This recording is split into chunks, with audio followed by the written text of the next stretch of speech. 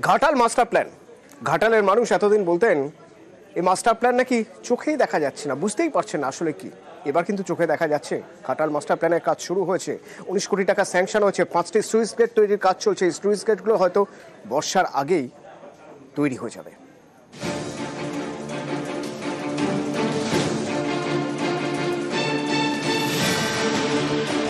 রাজ্যের টাকায় Ghatal master plan, এর জন্য রাজ্য বাজেটে 500 কোটি টাকা বরাদ্দ হয়েছে। কাজ শুরুও হয়ে গিয়েছে। মাস্টার প্ল্যানের কাজে আরো এক ধাপ। ঘাটাল মহকুমায় তৈরি হচ্ছে 5টি স্লুইস গেট। এর মধ্যে একটি ঘাটাল ব্লকের গোবিন্দপুরে, বাকি 4টি দাসপুর 2 নম্বর ব্লকের কৈজুরি, কুমারচক, রানীচক এবং জোত কানুরামগড়ে। শিলাবতী এবং রূপনারায়ণের পাড়ে এইসব স্লুইস গেট তৈরি হচ্ছে। কাটাই করে এগুলো গেট হবে আর কি, 3টা গেট হবে, সুইলিশ গেট হবে। সুবিধা হচ্ছে এই গেট হলে বন্যার সময় আর কি জলটা ছাড়াবে, আর সেদিকে যে বর্ষাকালে যে জলটা জমে থাকে সেই জলটা এদিক দিয়ে পাসও হবে আর কি। মাস্টার প্ল্যানে কাজ শুরু হয়ে গেছে, আমরা খুবই খুশি। ঘাটাল অনেকটা বাটির মতো, প্রতি বছর বর্ষায় ভাসে ঘাটাল, রাস্তায় নামে নৌকা। পশ্চিম মেদিনীপুর জেলা প্রশাসনের দাবি, এই স্লুইস গেট তৈরি হলে বর্ষায় দুর্ভোগ কমবে, জমা জল বের করতে সুবিধা হবে। এই স্লুইস গেটের পাশে থাকবে পাম্প হাউস। এটা ভেঙে গেল, নতুন করে হচ্ছে উন্নয়ন, এটাই ভালো। এটা হলে আমাদের উপকারও হবে। খালটা যদি কাটা হয়ে যায় আমরা পুরো উপকারই পাবো। মাস্টার প্ল্যানেরই কাজ চলছে। সুইলিশ গেট 17 নম্বর ওয়ার্ড গোবিন্দপুর, যে সুইলিশ গেট, ওই সুইলিশ গেট। মাস্টার প্ল্যানের 3টে গেটের কাজ হচ্ছে এবং এখান দিয়ে একটা ব্যাপক অংশের জল মনে হয় পাস হয়ে যাবে। 5টা যে সুইলিশ গেট হচ্ছে তার একটা এখানে। এর জন্য আমি জনপ্রতিনিধি হিসাবে এবং ঘাটালবাসী হিসাবে খুবই আনন্দিত। দ্রুততার সাথে কাজ চলছে। আশা করা যায় যে আগামী বর্ষার আগে এই স্লুইস গেটগুলোর কাজ সম্পন্ন হবে। আর বাকি আমাদের যেখানে সার্কিট এনভায়রনমেন্ট হবে বা পাম্প হাউস হবে, মূলত পাম্প হাউসে 2টি হবে আমাদের ঘাটাল শহরের বুকে। সেখানে জমি কেনার কাজ প্রাথমিকভাবে শুরু হয়েছে। আশা করা যায় দ্রুততার সঙ্গে এই কাজগুলি সম্পন্ন হবে। ঘাটাল থেকে সুকান্ত চক্রবর্তী, নিউজ 18 বাংলা। বিভিন্ন জায়গায় অভিযোগ ওঠে যে বিএলআরও অফিস নাকি আসলে মাল খাওয়ার জায়গা, সেখানে গেলে টাকা দিতে হয় তবে কাজ হয়। এই তো দেখুন না, উত্তর 24 পরগনার বাদুড়িয়া থেকে এক অদ্ভুত অভিযোগ আসছে। বলছে যে যেখানে নাকি জমির কাগজ পেতে 7 দিন সময় লাগবে বলে বিএলআরও দাবি করেছিলেন, সেখানে 3000 টাকা ফেললেন, 1.5 ঘন্টার মধ্যে কাগজ হাতে।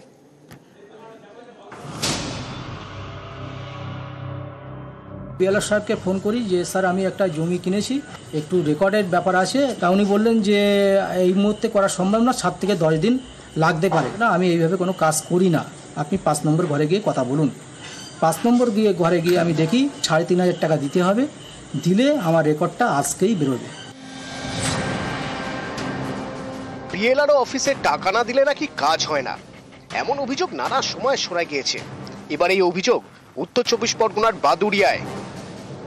বাদুড়িয়ার বাসিন্দা বিশ্বজিৎ পাল। জমির রেকর্ড তৈরির জন্য সোমবার তিনি বিএলআরও অফিসে আবেদন জানান। তার দাবি, বিএলআরও তাকে বলেন এখনই হবে না, 7 দিন সময় লাগবে।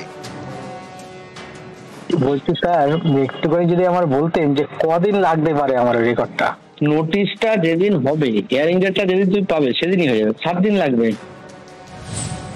অভিযোগকারীর দাবি, বুধবার ফের তিনি বিএলআরওকে ফোন করে জমির রেকর্ডের জন্য আবেদন জানান। তখন অফিসের 5 নম্বর ঘরে যোগাযোগ করতে বলেন বিএলআরও। 7 দিন লাগবে। 7 দিনের আগে কোনো কিছু করার লাইন নেই, তাই তো? না না, 5 নম্বর স্যারের সাথে কথা বলো, আবেদন করে দেন। অভিযোগকারীর দাবি, বুধবারই তিনি বিএলআরও অফিসের 5 নম্বর ঘরে যান। এই 5 নম্বর ঘরেই জমির রেকর্ড তৈরির কাজ হয়। বিশ্বজিৎ পালের দাবি, তাড়াতাড়ি নথি পেতে 3500 টাকা চান বিএলআরও অফিসের এক কর্মী। সেই মতো তিনি নগদ 3500 টাকা দেন। টাকা দেওয়ার 1.5 ঘন্টার মধ্যে তিনি জমির নথি পেয়ে যান।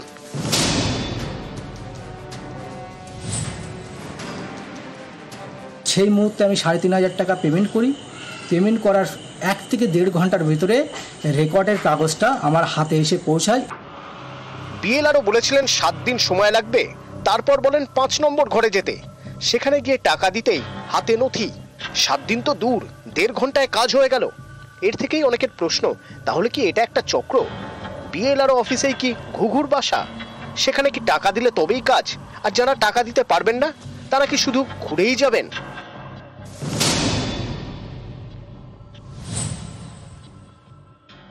মাঝখান থেকে কোথা দিয়ে টাকা নিয়ে নিচ্ছে। উনি যদি একটা লোককে দালালকে টাকা দেয় তাহলে কি করে পরিশুদ্ধ হবে এই সিস্টেম? বাদুড়িয়া থেকে অনুপম সাহা, নিউজ 18 বাংলা। পূর্ব মেদিনীপুরের ভূপতিনগরের গুরুপদ জানা প্রতিবেশীরা বলছেন যে গত 2 মাসে প্রায় 10 কোটি টাকার সম্পত্তি তৈরি করে ফেলেছেন। সুদের কারবারি। এত টাকা পেলেন কোত্থেকে? আসলে ঋণ দিতেন, আর সেই ঋণ শোধ করতে না পারলে সুদ আর ঋণ মিলিয়ে টাকার অঙ্ক বাড়তে থাকতো। একটা সময় কিডনি দিতে বাধ্য হতেন ঋণ গ্রহীতা। কিডনি চক্রের কিংপিন গুরুপদ জানা।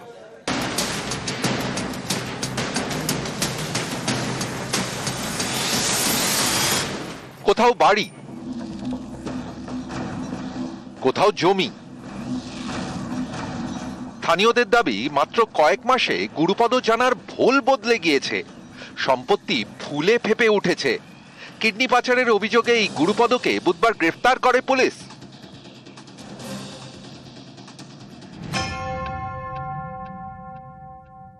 রাতারাতি খুব বড় লোক হয়ে যাচ্ছিল।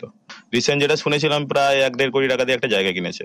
তারপরে অন্যান্য বিভিন্ন জায়গাও কিনছিল পরপর। তো আমাদের একটা সাধারণ মানুষ হিসেবে একটা সন্দেহ হওয়া উচিত বা হচ্ছিল যে এতগুলো জায়গা কিছু করে না, এত কোটি কোটি টাকা কোথা থেকে আসছে। পূর্ব মেদিনীপুরের ভূপতিনগর থানা, এখানকার মানিকজোড় গ্রামের বাসিন্দা গুরুপদ জানা। বাড়িতে স্ত্রী, 2 সন্তান আর মা। কি করছে না করছে বাবা, আমি কি সামনে চোখে কি দেখছি? ও তো কিডনি পাচার চক্রে নাকি অ্যারেস্ট হয়েছে। আর ওই দোষ করে, তাহলে কি অ্যারেস্ট করা উচিত? কি করবো বাবা? পুলিশের সন্দেহ গুরুপদ জানাই কিডনি পাচার চক্রের কিংপিন। তদন্তে পুলিশ জানতে পেরেছে উত্তর 24 পরগনার অশোকনগর হাবড়ায় ঘোরে গুরুপদর এজেন্টরা। গরিব লোকজনদের ঋণের টোপ দেয়, চড়া সুদে ঋণ, কয়েক মাস সুদের টাকা নিত। তারপর ঋণ শোধের চাপ দিয়ে কিডনি বিক্রির টোপ। কিডনি বিক্রিতে রাজি হলেই কলকাতার নার্সিংহোমে অপারেশন, যেমন হয়েছিল অশোকনগরের যুবকের। গত বছরের মাঝামাঝি অশোকনগরের যুবক 60,000 টাকা ধার নেন। শীতল ঘোষ নামে এক ব্যক্তির থেকে ধার নেন এই টাকা। রোজ 600 টাকা করে তিনি ফেরত দিতেন। যুবকের দাবি এভাবে কয়েক মাসে 1,30,000 টাকা শোধ করেন। তারপরেও তাকে বলা হয় 60,000 টাকা বাকি। শেষমেশ যুবকের স্ত্রী কিডনি বিক্রি করে টাকা দেন। তারপরেও তারা রেহাই পাননি, তাদের থেকে আরো টাকা চাওয়া হয়। এরপরই থানায় অভিযোগ করে ওই দম্পতি, যার ভিত্তিতে গ্রেফতার করা হয় কিডনি পাচার চক্রের এজেন্ট শীতল ঘোষকে। তাকে জেরা করেই গুরুপদ জানাকেও গ্রেফতার করেছে পুলিশ, জালে তার 2 এজেন্টও। নিউজ 18 বাংলা।